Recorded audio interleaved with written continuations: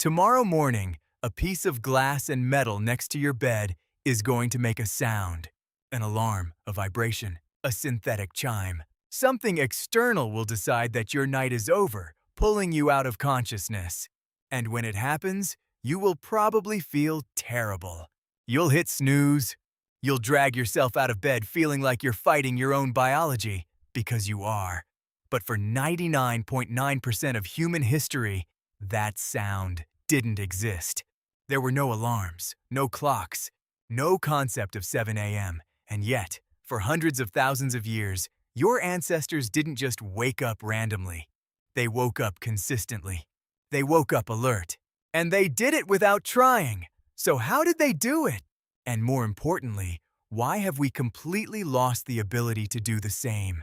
The answer changes how you understand sleep, biology, and the quiet violence we do to our brains every single morning. Let's start with a biological reality most people have never heard of. For most of human history, time wasn't a number. It was light and dark. Your ancestors didn't wake up at a specific time. They woke up at a specific moment. And that moment is still encoded in your DNA right now, deep inside your brain. Sitting just above where your optic nerves cross is a tiny cluster of roughly 20,000 neurons called the suprachiasmatic nucleus, the SCN. It is your master biological clock. It has been evolving for millions of years, and its job is elegantly simple. It tracks light, but not the way you see the world, buried inside your eyes, completely separate from the rods and cones that let you see colors and shapes, is a different class of light detector entirely. They're called intrinsically photosensitive retinal ganglion cells. These cells contain a photopigment called melanopsin, and they have exactly one job: measuring the brightness of the sky. Every morning as the sun begins to rise, ambient light subtly shifts. Even through closed eyelids, these melanopsin cells detect the approaching dawn. Within milliseconds, they fire an electrical signal directly to the SCN, and instantly, a chemical cascade begins. First, your brain cuts melatonin production. Second, your core body temperature begins to rise. Third, and this is the part most people don't know, your adrenal glands begin flooding your bloodstream with cortisol. Not the cortisol of chronic stress, a different kind. A gentle, activating surge. This happens 30 to 45 minutes before you open your eyes. Your heart rate climbs slightly. Your blood pressure rises. Your brain waves begin shifting, pulling you out of deep, slow-wave sleep and easing you up through lighter stages. You were never designed to snap awake instantly. You were built to be brought up slowly. Like a submarine rising toward the surface of the ocean, ancient humans experienced this sequence completely. The sun rose. Light flooded their environment. There were no blackout curtains, no screens.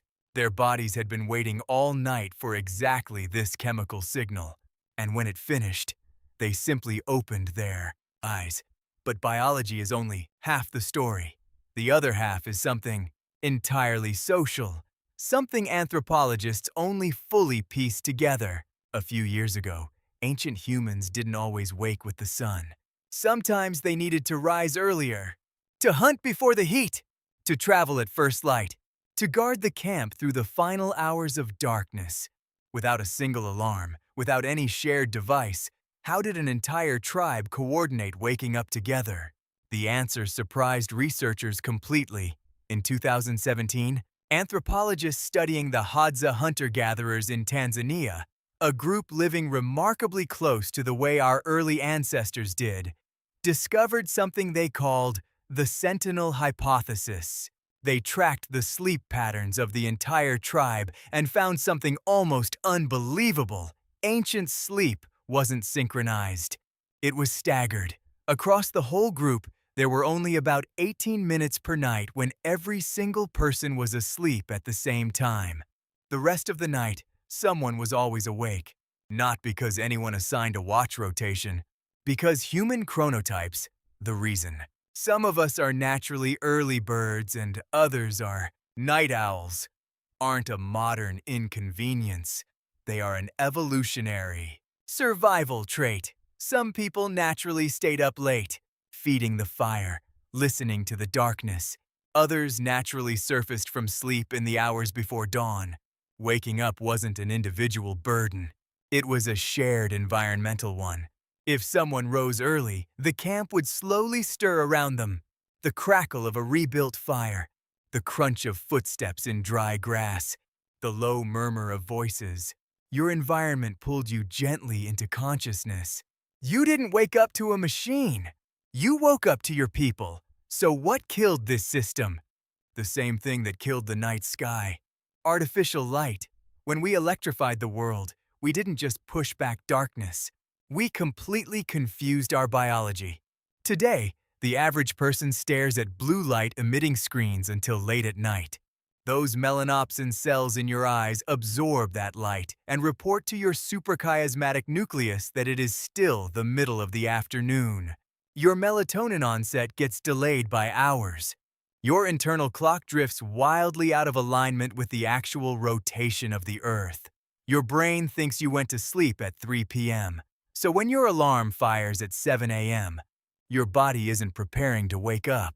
It's often deep inside stage 3 slow-wave sleep, the deepest, most restorative phase. Your brain is pulsing with high-amplitude delta waves. Your blood pressure is at its lowest point of the night. Your muscles are practically paralyzed. The cortisol awakening response hasn't even begun, and then your alarm goes off. It doesn't wake you up. It shatters your sleep architecture. Your brain is forced to lurch from low-frequency delta waves to high-frequency beta waves in an instant. It's a violent neurological gear shift. Instead of the gentle cortisol tide your ancestors felt, your body floods with adrenaline, the same chemistry triggered by sudden danger. Worse, your brain hasn't finished cleaning itself.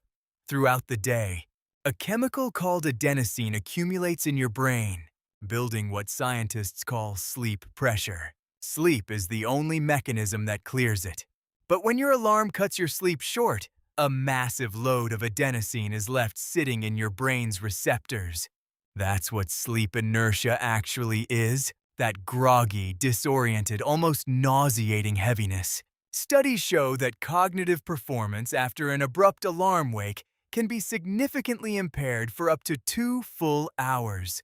You are, in effect, operating with a mild concussion just from how you woke up. We built a world where your body cannot do what it evolved to do. But the ancient system isn't gone. It's just waiting. In 2013, sleep researcher Dr. Kenneth Wright at the University of Colorado Boulder took a group of modern humans, people exactly like you, and sent them camping in the Rocky Mountains for 1 week. No smartphones, no artificial light, just campfires, sunlight, and the natural rhythm of the day. Within 7 days, every single participant's biological clock completely reset. Their melatonin onset, the moment the brain begins preparing for sleep, shifted backward by over 2 hours. Their bodies started producing it naturally at sunset. And in the mornings, without a single alarm, every participant began waking up on their own. Slightly before sunrise, alert, refreshed. The programming was never deleted. It was just buried under artificial light and synthetic sound. For hundreds of thousands of years, every human before you trusted their body to bring them into the next day. It was automatic, reliable, effortless. They didn't wake up on time. They woke up with time. And somewhere along the way, we traded that ancient biological sunrise for a piece of glass that screams at us in the dark.